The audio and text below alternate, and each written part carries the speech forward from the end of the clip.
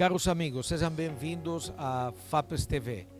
A partir do YouTube, vocês poderão nos acompanhar em forma contínua, onde manteremos notícias desde o ponto de vista social, assim como com caráter informativo. Podem nos mandar perguntas, tentaremos responder de acordo às possibilidades éticas que a medicina permite para serem realizadas. Não vamos substituir médico, nem a intenção deste programa é funcionar como médico. O intuito deste programa é basicamente informar, ver o que existe mais de atualidade ou de mais moderno e principalmente para os nossos colegas trazer informações que permitirão ampliar conhecimentos e embarcar em uma nova experiência que esta fundação está realizando.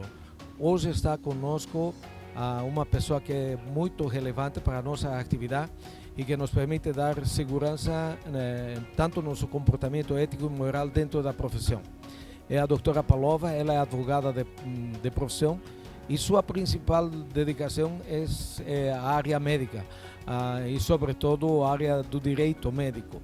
Nós vamos aproveitar a oportunidade de ter ela em São Paulo, aqui no 32º Congresso de Ortomolecular, para esclarecer algumas dúvidas que é de interesse principalmente da classe médica, mas também pode ser de interesse do público que nos acompanha, para saber quais são os seus direitos e quais são suas obrigações de ambos lados. Doutora Pavlova, seja bem-vinda a este programa. Em realidade, estamos saindo da virgindade e estamos produzindo o primeiro programa consigo, então vão desculpar qualquer erro que aconteça. Não somos profissionais, a ideia é simplesmente nos divertir um pouco todos juntos. Como acha que está a situação hoje do médico perante a sociedade e perante a lei? Professor Efraim, muito obrigada pela oportunidade, é uma honra, uma alegria estar aqui. Muito relevante o papel da FAPES na comunidade médica e na sociedade de um modo geral. A situação do médico tem se mostrado quase que aflitiva, sabe, professor Efraim? Por quê? Porque os progressos científicos que o médico tem acesso, que poderiam beneficiar enormemente os pacientes e a sociedade de um modo geral, ainda não têm a aprovação completa dos órgãos oficiais, especificamente do Conselho Federal de Medicina. Então, o médico pode praticar uma medicina altamente tecnológica, altamente benéfica para o paciente, mas sofre a restrição imposta pela legislação um pouco ainda retrógrada e limitada emanada do Conselho Federal de Medicina. Você acha que existe algum tipo de movimento que poderia ser feito, criar novas instituições que nos representem perante as autoridades legais de medicina como as autoridades legais na justiça ordinária para tentar fazer mudanças? Você acha que existe interesse por parte do governo de fazer isso? E a outra pergunta era, não era muito mais inteligente para evitar o uso e abuso do conceito do médico, criar aquela palavra mágica que estava todo mundo atrás, que é o acto médico? Que todo procedimento que envolve saúde seja um acto médico e que seja reconhecido como um capítulo, como uma área de atuação nas diferentes especialidades. E aí a responsabilidade é do médico, é a responsabilidade, seja perante a ética ou seja perante a justiça. Você acha que isso algum dia vai acontecer neste país ou no mundo todo? Eu acho que, naturalmente, existem países mais evoluídos do que o nosso nessa questão. Contudo, nós não precisamos de mais órgãos representativos no nosso ponto de vista. O que nós precisamos é que realmente a classe médica possa se organizar de maneira mais política, de modo a se fazer representar nesses órgãos que já existem. Não é? Então, nós temos, por exemplo, algumas restrições de alguns procedimentos. Só para citar um exemplo, a própria prática ortomolecular, tão benéfica em tantos segmentos da área da saúde, né? A própria ozonioterapia, que podem ser praticados, legalmente falando, por todos os profissionais da área da saúde, excetuado o médico. Então, é muito contraditório. Aquele profissional melhor preparado, que mais tempo estudou, que mais congressos frequenta, que mais se dedica aos avanços científicos, fica limitado por causa da legislação para aplicar essas práticas que nós mencionamos. Você sabe que tem uma coisa até meio sem sentido. A Prefeitura de São Paulo incorporou uma série de procedimentos que são teoricamente proibidos pelo Conselho Federal de Medicina. Então, quer dizer que o médico que é contratado ou é funcionário da prefeitura, se fizer esse procedimento que a prefeitura autoriza e reconhece para fazer, poderá ser penalizado até com a perda da licença. Existe alguma forma de fazer que esses dois fenômenos andem de alguma maneira em forma paralela? Quem tem mais poder? Quem realmente tem o verdadeiro poder? A prefeitura ou o CRM? Porque entendo que o CRM é uma autarquia, é uma entidade de classe, e não sei até que ponto ele tem um poder governamental para ser quem determine as leis que vão regir dentro da medicina. Qual é o poder do Ministério da Saúde em relação ao próprio CRM? Uma pergunta espetacular, que requer uma resposta mais ampla. O Conselho Federal de Medicina é uma autarquia federal, como o SUS também o é. Ambos têm abrangência federal na hora da liberação ou não. O que ocorre é que o Conselho Federal de Medicina pode punir o médico, eticamente falando, se ele desobedecer aos seus postulados, que advêm do Código de Ética Médica e das resoluções emanadas pelo Conselho Federal. Não é? E enquanto o SUS libera a prática, por exemplo, da ozonioterapia, o Conselho Federal de Medicina proíbe e pune o médico efetivamente se ele realizar essa prática que já está autorizada pelo SUS. É contraditório, é conflituoso e o público tem muita dificuldade de entender essa situação. Então, qual que é a brecha, por exemplo, que a legislação permite para que o médico pratique a ozonioterapia? É que o médico se inscreva como médico pesquisador do CEP, CONEP, ou seja, se inscreva como pesquisador, pratique a ozonioterapia, por exemplo, como uma prática experimental, não podendo, portanto, cobrar. Como que ele praticaria como pesquisador se ele não tiver alguém que financie essa prática de pesquisa? Então o médico fica numa posição muito delicada. Ele quer atuar de acordo com o que ele estuda, de acordo com o que ele pesquisa, de acordo com o que a ciência já lhe faculta, de acordo com o que o SUS já lhe faculta, mas ele fica limitado com esta determinação de que ele só pode praticar através de pesquisa. Quem vai financiar essa pesquisa? Se o governo não disponibiliza esses recursos para que ele pesquise, porque sendo um procedimento ainda experimental, ele não poderia ser cobrado. Teoricamente, ele não é experimental para a prefeitura. Em outras palavras, o que você está querendo afirmar é que se eu tenho um cara que não é médico, que é um terapeuta, que qualquer coisa, ele pode ser contratado pela prefeitura para fazer ozonioterapia e o médico não poderia fazê-lo. Também é uma situação bastante esdrúxula, né, e ridícula, sem considerar de que, pelo que eu viajo o mundo todo para dar aula, eu tenho visto que nós somos o único país do mundo que tem Conselho Regional e Conselho Federal de Medicina. Não existe em nenhum outro país do mundo. Todo é regulamentado pela Justiça Ordinária e pelas associações médicas. Assim, você tem uma entidade maior que é a Associação Argentina de Medicina, a Associação Boliviana de Medicina, a Associação Americana de Medicina. Próprios Estados Unidos não tem um American Council of Regional Medicine, não tem, é tudo controlado pela AMA, pela Associação Médica Americana, e não existe um conselho. Que nos faz tão diferentes nós de todo o mundo, em sentido que tenhamos um órgão tão penalizador, tão persecutório e tão pouco científico, porque em realidade ele funciona desde um ponto de vista totalmente político. A presidente Dilma Rousseff, quando ela assinou o Pacto Médico, fazendo modificações, no último item ela colocou que ela dava ao Conselho Federal de Medicina o direito de legislar saúde, que ele poderia afirmar que está certo e que está errado. Qual é a função do Ministério de Saúde? Pois é, nós temos uma situação muito diferenciada no Brasil. Por exemplo, nós temos aqui no Brasil uma poderosíssima indústria farmacêutica que não se replica em outros países do mundo. Isso tem uma explicação política, não é? Na esteira da proibição de que os médicos façam determinados procedimentos, tem surgido novas profissões, como a biomedicina, por exemplo, em que os profissionais fazem um curso de tempo menor, sem residência médica, com menor expertise, estão podendo praticar atos que o médico não pode praticar. Não é? Isso é contraditório? Não tem dúvida nenhuma de que é contraditório, sim. É um caso semelhante ao que já aconteceu outrora com a acupuntura, né? O Conselho Federal de Medicina demorou décadas para liberar que o médico pudesse realizar a acupuntura. E o que aconteceu nessas décadas? Outros profissionais foram se capacitando. Quando finalmente o Conselho Federal de Medicina acordou para a importância da acupuntura e liberou a acupuntura para os médicos, quis, na justiça, impedir que outros profissionais fizessem acupuntura e perdeu.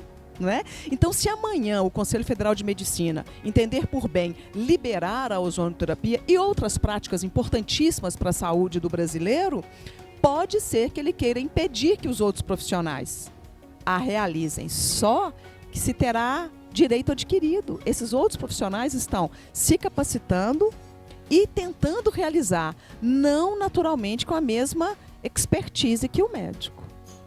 Poderão ser utilizados desde um ponto de vista técnico, mas acho que isso sigue mais ou menos o processo evolutivo do país. Eu não sei se nós estamos dando um passo para frente e dois para trás, mas deve ser histórico já esse fenômeno. Se você, na tua posição de advogada, vem te visitar um colega e que vai se iniciar na profissão, vai montar um consultório, presta serviços à federação, ao município ou ao estado, etc., e ele te diria que ele gostaria de ampliar aquilo que ele faz, que ele, vamos supor que seja um endócrino, mas que gostaria de montar uma clínica que tratasse obesidade, gostaria de implementar uma série de coisas, não todas definitivamente estabelecidas no mercado. Que você diria para esse médico começar a vida com a maior segurança possível? Eu falei com a maior segurança possível, não falei com a total segurança possível, falei só com a maior, estabelecer os limites, com a maior segurança possível para ele não incorrer em problemas éticos. A todo mundo sabe que o problema ético ou é uma coisa muito grave que o cara faz, ou é um cara muito bem sucedido. Então, são os dois fatores. Mas em um caso, um menino que está começando e ele procura uma orientação para trabalhar dentro de segurança. Professor Efraim, como a sua experiência ela é muito abrangente, as suas perguntas são muito interessantes, né? Ao jovem médico que possa estar ouvindo aqui as orientações do professor Efraim, nós poderíamos dizer o seguinte: como nós trabalhamos exclusivamente na defesa médica, nós não atuamos contra o médico, nós também trabalhamos na prevenção de processos contra o médico. E os conselhos que nós podemos dar a esse médico que queira ter uma atuação eficiente, segura e de sucesso, sem ser importunado, é o seguinte: todo médico que praticar um ato médico, ele fica sujeito a receber 3 tipos de processo principal. Um processo judicial, que se divide em processo judicial civil indenizatório, quando o paciente ou o familiar pede uma indenização, né, já que esse médico estaria sendo acusado de ter praticado um dano. E se divide também o judicial em criminal, porque às vezes a conduta médica ela pode desdobrar-se em práticas delitivas, lesão corporal seguida de morte, calúnia, injúria, difamação, constrangimento ilegal e até o homicídio. Nós temos processos em todas essas áreas.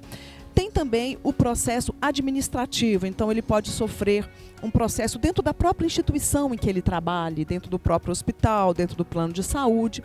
E, finalmente, talvez a mais temida, que é a ação dentro dos conselhos regionais de medicina, através da denúncia, que originaria uma sindicância e esta, não sendo bem atendida, não sendo bem respondida, origina um PEP, Processo Ético Profissional. Então, Te cortarei um minuto. O que quer dizer uma sindicância não bem atendida? Eu acho que é importante esclarecer isso para o médico quando recebe uma sindicância.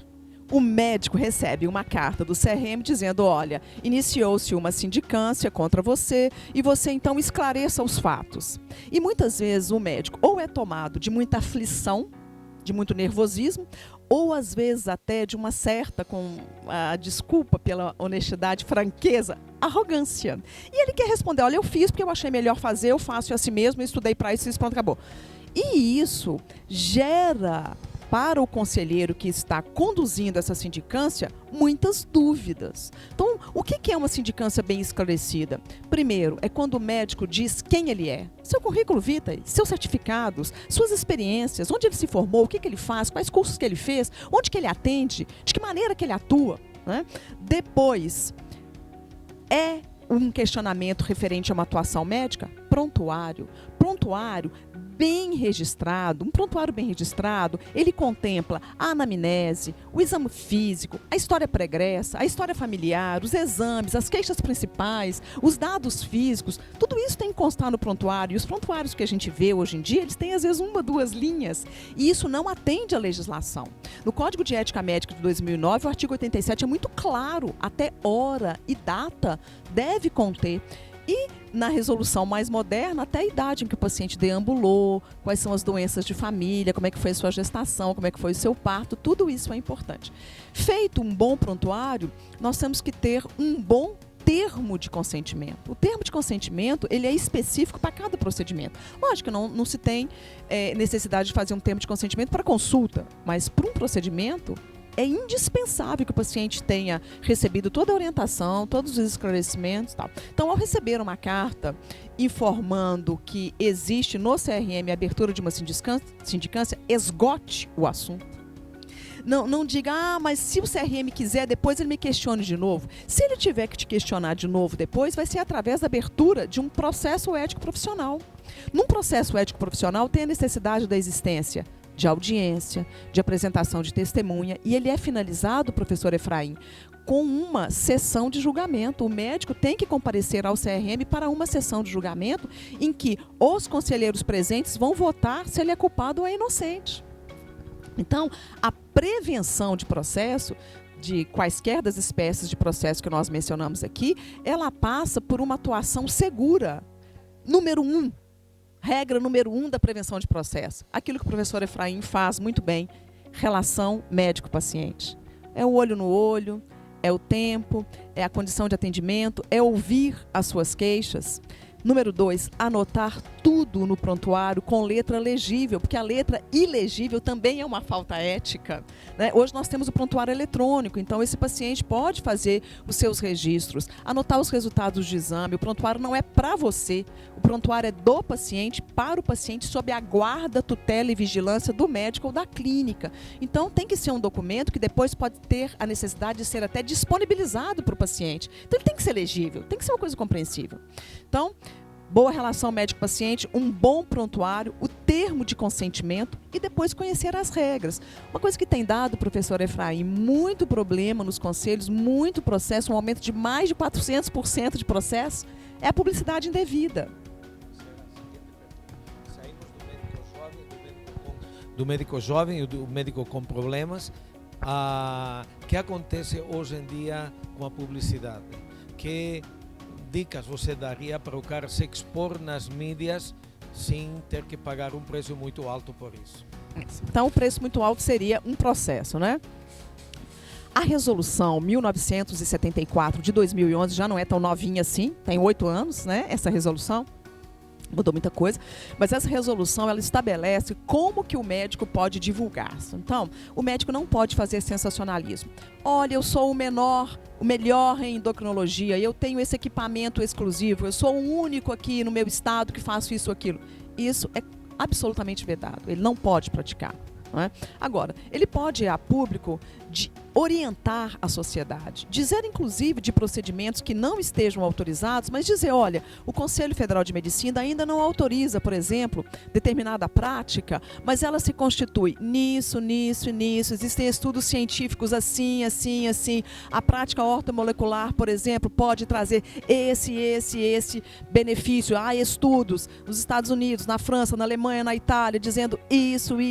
Isso são orientações. O próprio estudo da ortomolecular é perfeitamente permitido, perfeitamente autorizado. Então, o médico pode ir a público para levar esse tipo de informação. E quando ele o fizer, ele tem que declinar o seu nome, o seu número de CRM e a especialidade que ele tem registrado no conselho, o famoso RQE, Registro de Qualificação de Especialidade. Bom, Bom, este é um tema inesgotável e você sabe como é o tempo na televisão. É altamente limitado, mas você fala rápido e fala bem, então deu para aproveitar bem o tempo e sempre teremos alguma outra oportunidade para contar com tua presença. Foi maravilhoso, agradeço por ter me ajudado a passar meu nervosismo nesta primeira entrevista que eu faço na TV FAP. Gente, muito obrigada. até qualquer momento. Muito obrigada, até mais.